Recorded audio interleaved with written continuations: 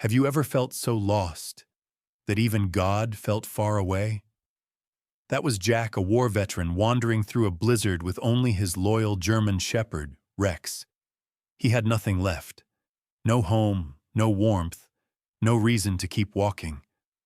Until through the storm, he saw smoke, a cabin deep in the mountains where no footprints led.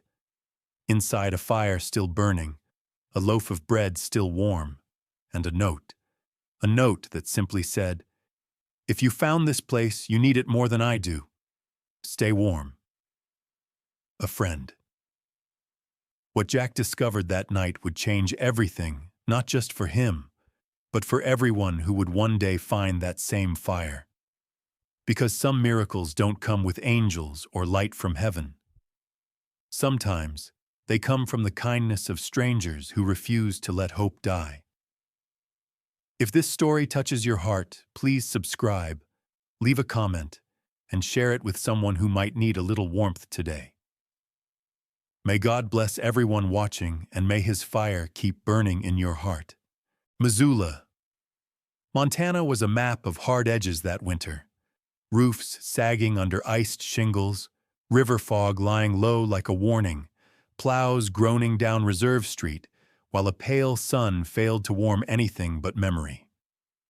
By late afternoon, the temperature slid past freezing into that brittle zone where breath turns to chalk and even sound feels breakable. That was where I, Jack Miller, walked the city's edge with a pack that had learned my shape and a gait that still remembered patrol pace, boots chewing frost until asphalt gave way to frozen dirt, and then to a logging road the snow had taken back. I am 39, tall in that rangy way the VA keeps telling me is good weight for your frame. My face is cut in angles the service sharpened, cheekbones narrow, a nose broken once by a Humvee door, and a jaw that grows a beard in colors like stormwood, brown, and iron gray. The beard hides the tension at my mouth when the world gets too loud.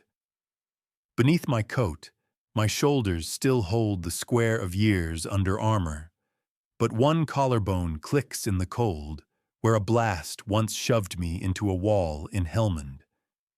My right hand trembles just enough to betray me when coffee is thin or memory thick. I don't talk much when the air is this raw. With people, I've learned to keep my tone steady and simple, because I've seen how my eyes, gray like January river water, can make the well-meaning flinch. The only one who never flinches is Rex, a 5-year-old German shepherd with a sable coat that runs black along the back, like spilled ink, and turns warm gold at the flanks. His left ear bears a small nick, a half-moon scar from a training course years ago. He is big-boned but not bulky, 90 pounds of lean muscle. His eyes, amber and alert, miss nothing. When he leans against my leg, it's not need, it's reassurance. Rex is a working dog in the way some men are fathers, by instinct, devotion, and duty.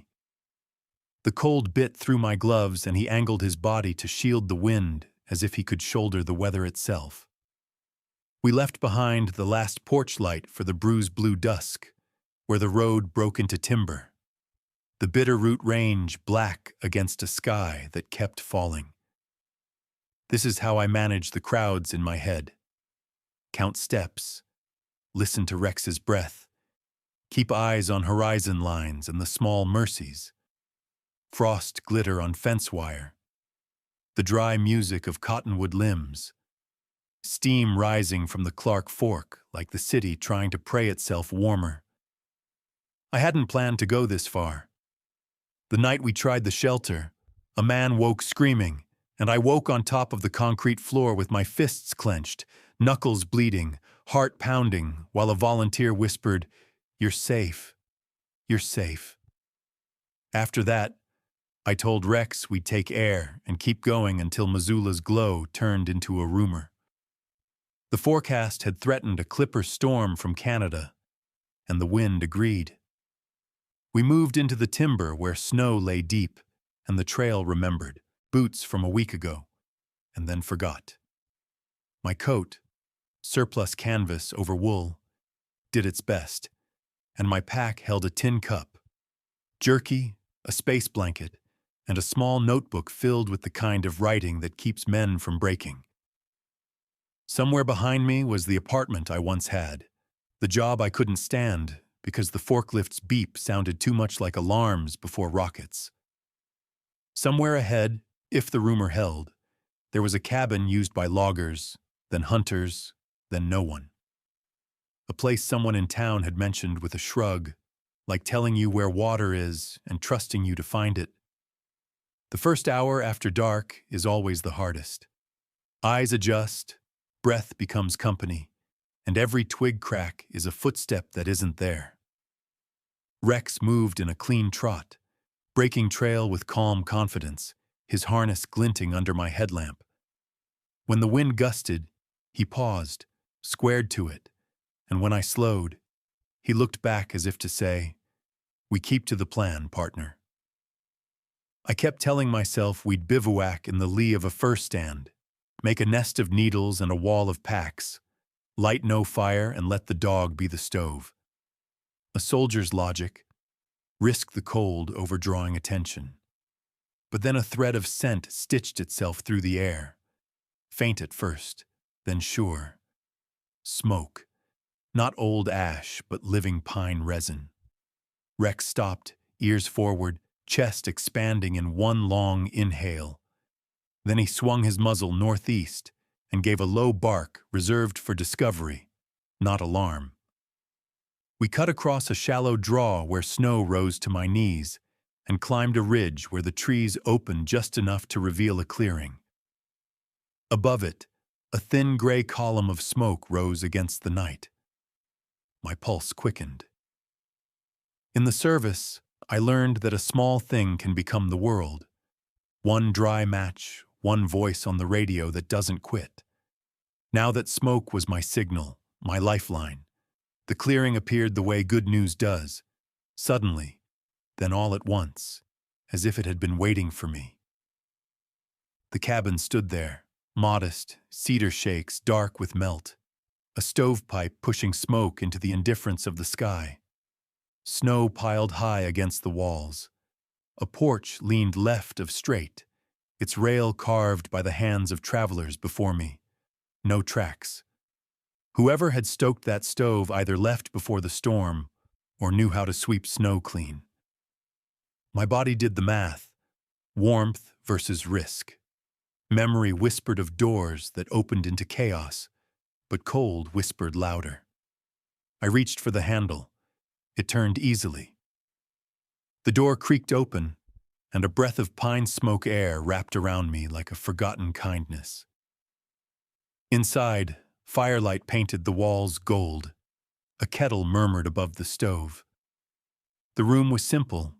One bed with a wool blanket folded tight, a table with knife marks and stories, shelves lined with jars, beans, flour, salt, a lantern hung full of oil. 2 bowls and 2 spoons sat neatly side by side. Rex waited at the door, watching.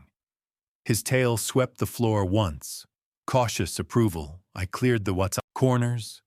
Old habits die slower than men, finding nothing but good intentions and warmth. Then I saw the folded note beside a loaf of bread still warm enough to perfume the air.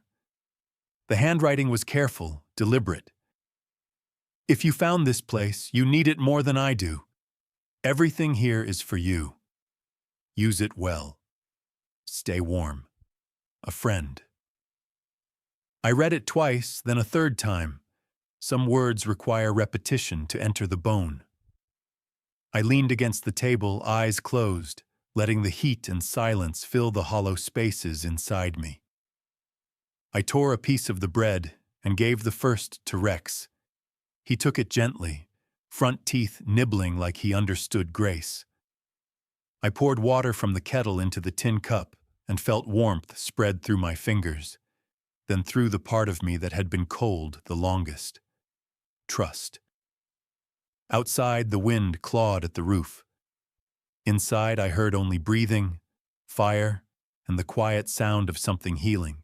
The first thing I noticed that morning wasn't the cold. It was the quiet. The kind of silence that doesn't belong to emptiness, but to peace, stretched thin between the crackle of wood and the steady breathing of a dog. The fire had burned low during the night, a bed of orange coals breathing like something alive.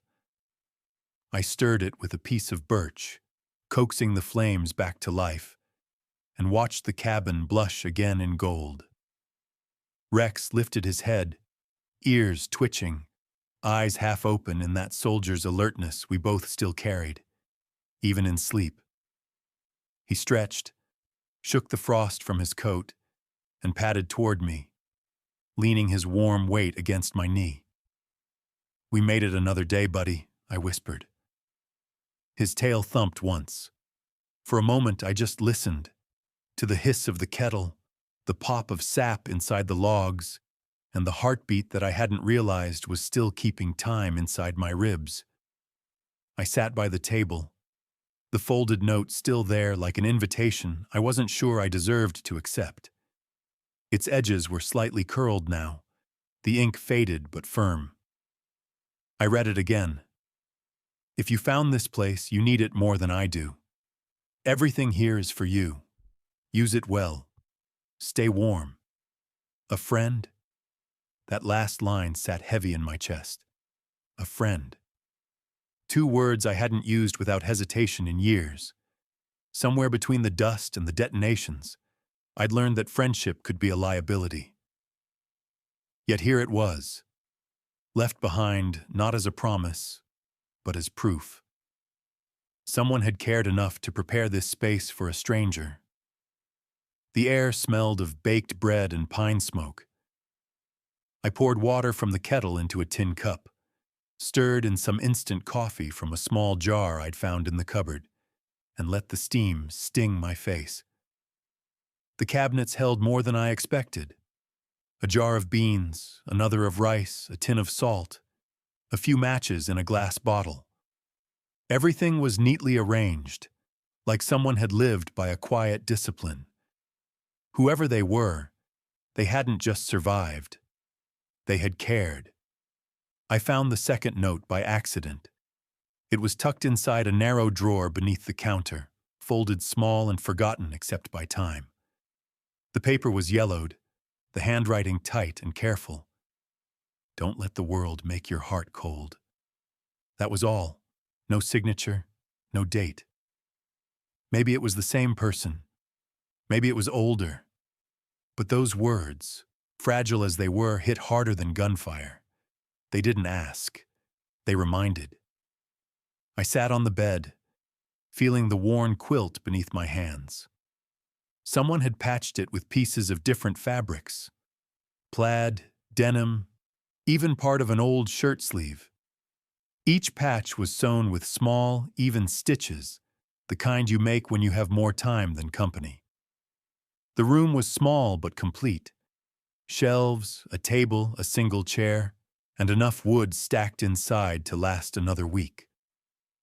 The window looked out toward the tree line, where snow still whispered down, erasing footprints, forgiving the past.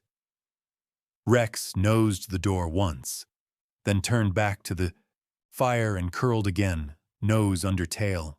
He trusted the place. That meant I could too. I peeled off my damp gloves and rubbed my palms together. The ache in my knuckles eased with the warmth. For the first time in years, my hands weren't trembling. I felt something shift inside. Like the cold that had lived there too long was beginning to crack. At noon, I stepped outside. The sun had climbed but gave no heat, a pale coin hanging above the pines. I followed a narrow path around the cabin. Behind it stood a small woodshed, half buried in snow. I opened the creaking door to find the inside filled with dry logs, a rusty axe, and a few tools hanging neatly from nails. Everything had its place. There was also a pair of boots, too small for me, maybe women's size. That small detail lodged in my mind. Whoever had built this life had done it with care, maybe alone, maybe waiting for someone who never returned. When I stepped back inside, the fire greeted me like an old friend. The smell of sap and smoke wrapped around the walls. I sat again. The notes spread in front of me, wondering who had written them. A veteran like me? A wanderer who lost more than they could carry? The handwriting was deliberate, each letter drawn like it mattered. Whoever it was, they knew what loneliness could do to a man. Rex lifted his head when I tore another piece of bread. "You think we should stay a bit?" I asked. He blinked slowly, the way he does when he agrees, but pretends it's my idea. So we stayed. I mended a tear in my coat with a thread pulled from the quilt. I washed my cup and set it on the counter, exactly where I found it. Rex dozed, paws twitching in dream patrol. I let the fire speak for a while, its rhythm steadier than my heartbeat had been in months. When evening came, I added another log and opened the small journal I'd been keeping. I wrote down everything. The smell of the smoke, the warmth, the notes, the quiet.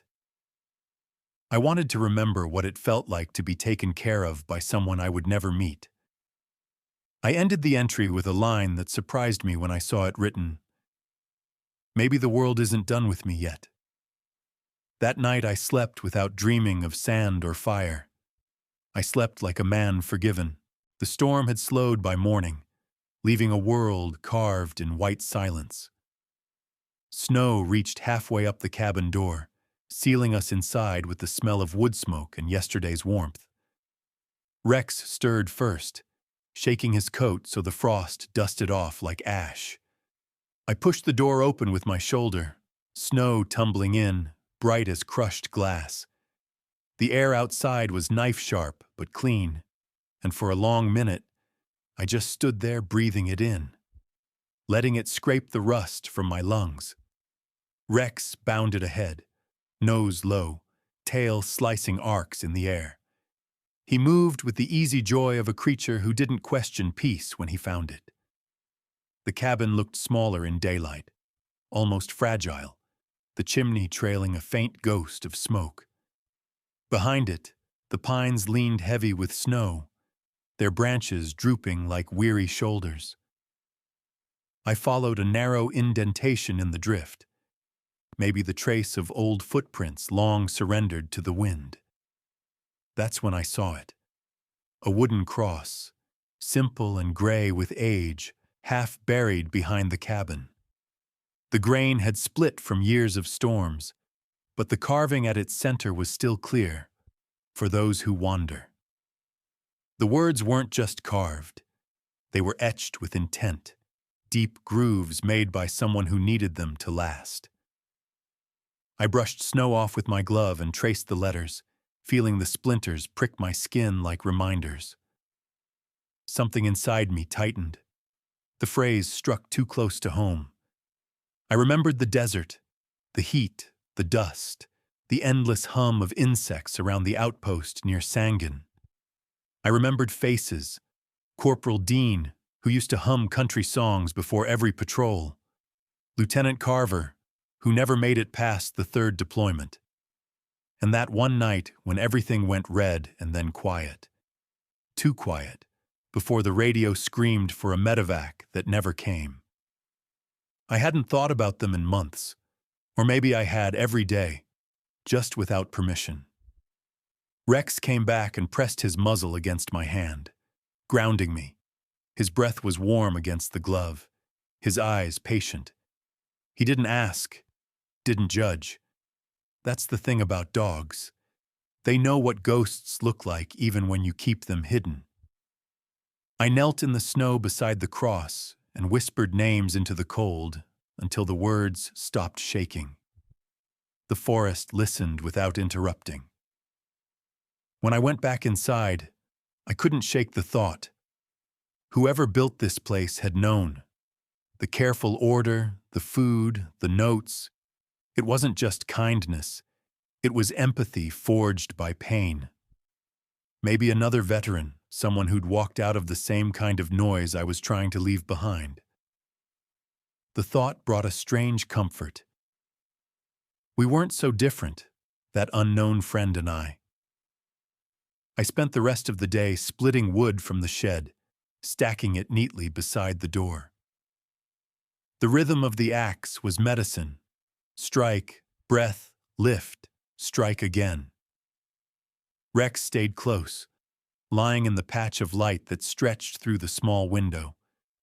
Sometimes he would lift his head and watch me, ears twitching at every thud, eyes calm but alert. That afternoon, as the sun crawled low, I found a small wooden box beneath the shelf near the bed. Inside were things someone had left behind. A pair of glasses, cracked at the frame, a tarnished dog tag stamped H. Rogers, and a faded photograph of a young man standing by a river, a German shepherd sitting beside him. The resemblance was uncanny. Same stance, same breed, same silent strength in the dog's eyes. I turned the tag over. On the back, scratched by hand, were the words, "Keep the fire alive." My chest tightened again, but this time the ache was gentle, like something thawing. Maybe this Rogers had been the one who built the cabin. Maybe he'd been the one to carve the cross. Maybe he'd understood what it meant to wander not just through mountains, but through memory. By evening, the wind picked up again, but the fire inside roared strong. I sat at the table, journal open, pen hovering above the page. I wrote, "The world remembers kindness the way snow remembers footprints, briefly, but enough to show direction." When I finished, I tore the page out, folded it, and placed it beside the first note, under a smooth stone I found near the hearth.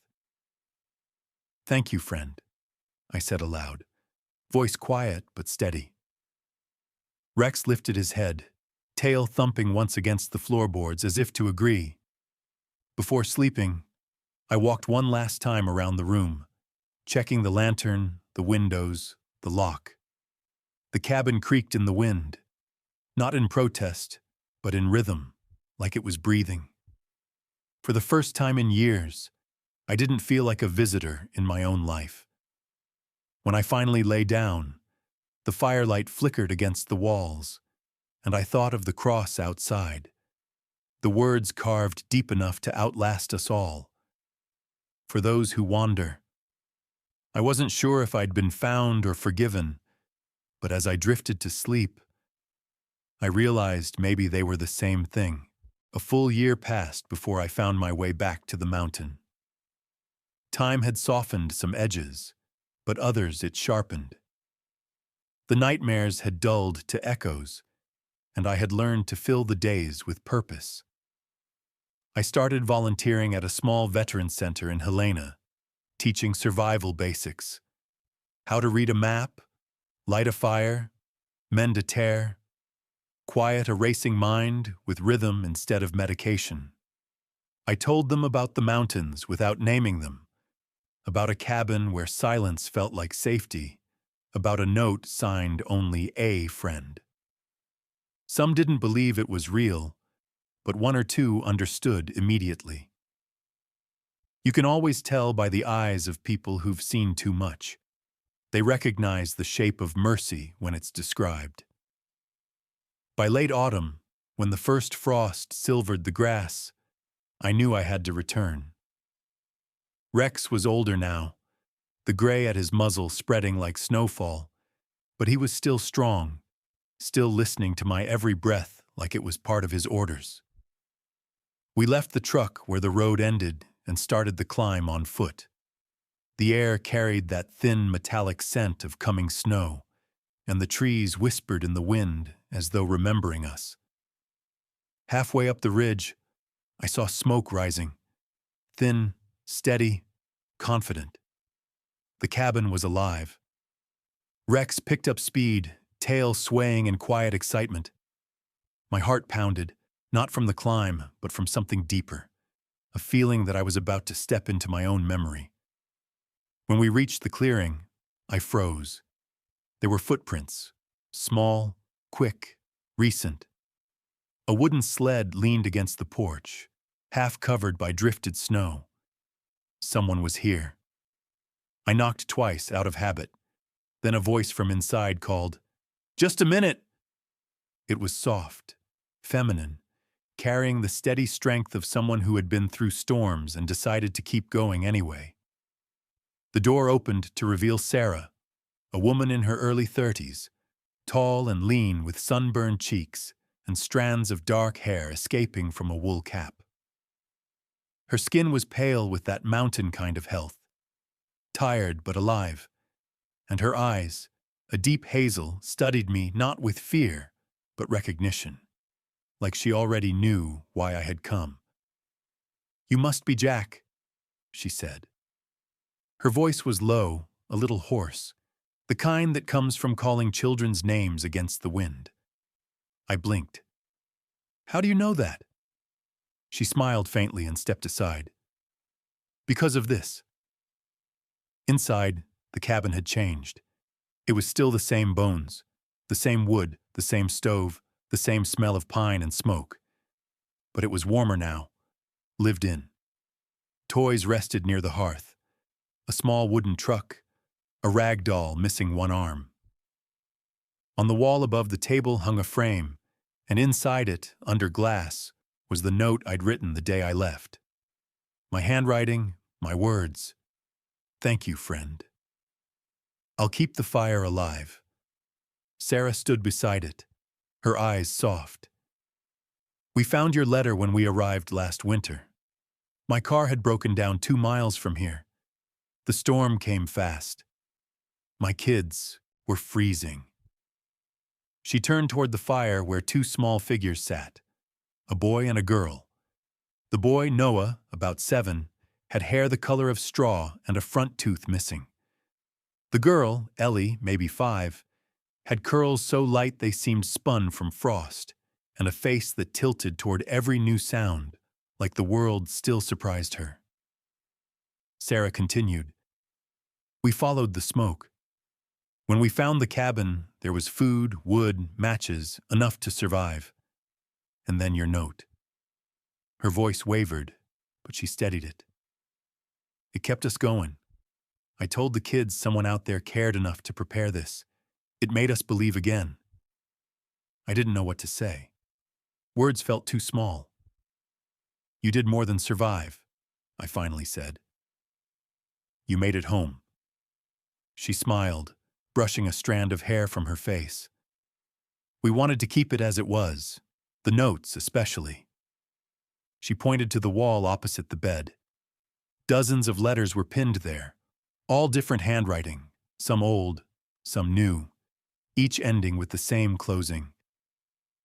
"A friend?" Some were barely legible, smudged by wet gloves or tears. Others were written in neat cursive, folded with care. It looked like a shrine to kindness.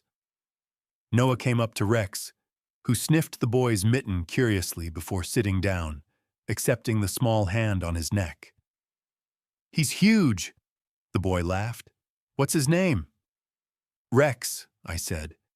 "He's been my partner a long time." Ellie peeked out from behind her mother's coat, holding a piece of bread.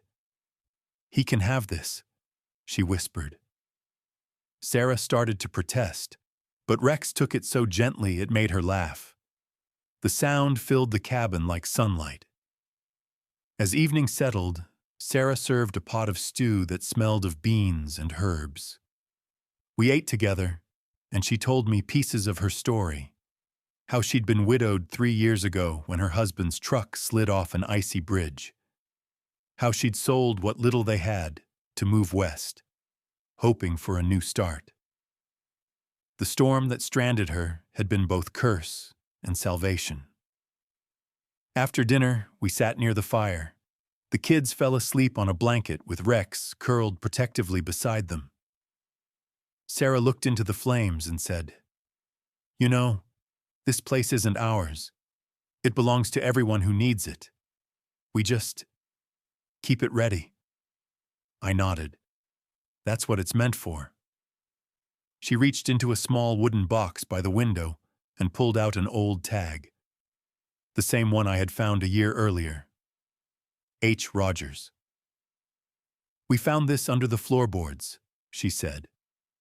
Whoever he was, he started something worth keeping. The firelight glinted in her eyes, and I saw reflected in them all the hands that had kept that flame alive before us. The mountain didn't feel lonely anymore. It felt inhabited by memory. Before I left the next morning, I added a new note to the wall. For Sarah, Noah, and Ellie. Thank you for proving that warmth grows when it's shared. Jack and Rex. When I turned to go, Sarah said quietly, "You'll come back, right?" I smiled. I don't think you can really leave a place like this. Outside, the snow had stopped, and sunlight broke through the clouds, scattering across the white like hope rediscovered. Spring arrived slowly in the mountains, shy as a wounded thing learning to trust again. The snow retreated inch by inch, revealing dark soil, wet pine needles, and the quiet resurrection of green. Streams, once frozen stiff, began to murmur again, and the air filled with the scent of thawed earth and distant rain. For the first time in years, I felt the season changing inside me too. The cabin across the ridge still stood, tended now by Sarah and her children. They had promised to keep it for others, and I believed them.